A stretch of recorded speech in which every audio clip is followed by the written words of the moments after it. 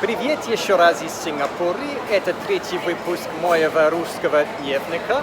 Я сейчас нахожусь на Максвелл-роде, здесь на рынке. Но это особенный рынок, здесь очень много лавочек, и можно здесь дешево и быстро кушать.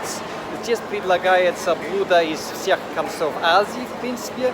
Это, конечно, местная сингапурская кухня находится здесь, но есть индийская и китайская из разных регионов Китая тоже здесь предлагаются разные блюда. Здесь можешь тоже и пиво купить, да. Вот такие рынки находятся всюду по городу, и им очень любят здесь их. Их, как я говорю, очень много, и люди из всех слоев общества встречаются здесь, насколько я понимаю, на ужин, на обед.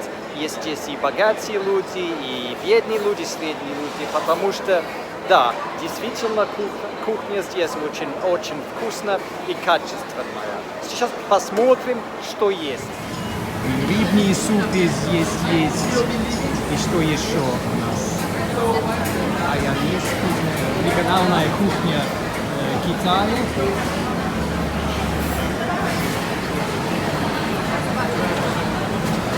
И что-то японского здесь есть, нет?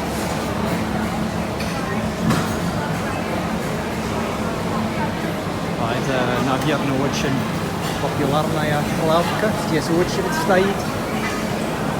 Это на напитки. Сахар, да? А вот эти разные акции здесь.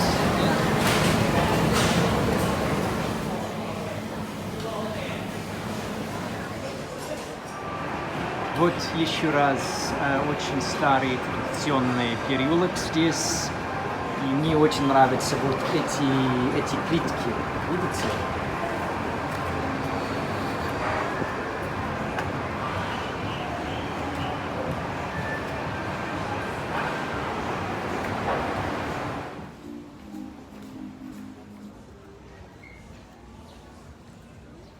В этом части города очень много разных баров, кафе, ресторанов.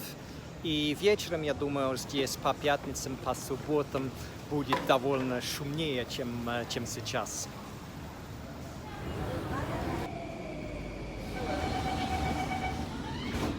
Сейчас я нахожусь на улице фруктового сада.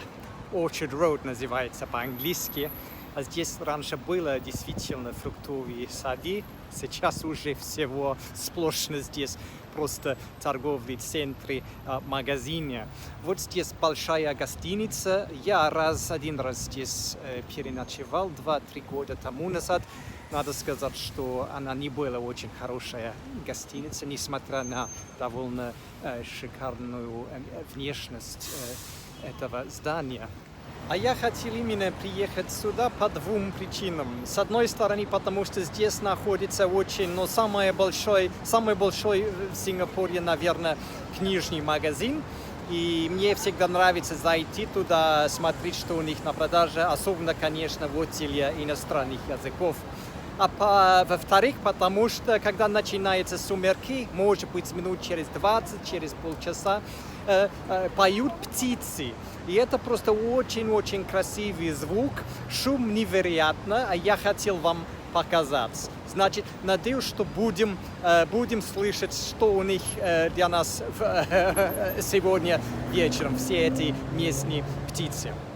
Вот именно в этом же торговом центре находится книжный магазин.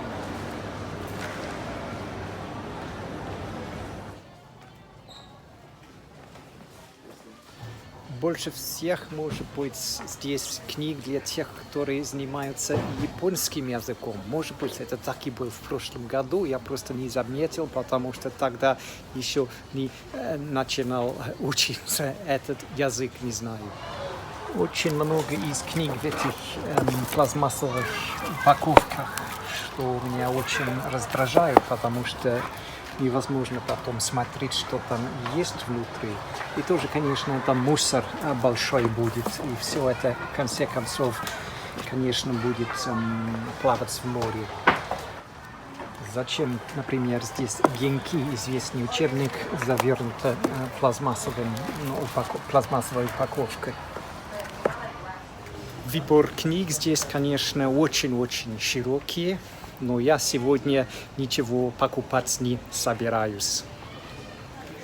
А сейчас пора еще раз выйти на улицу. Может быть, услышим всех этих красивых птиц.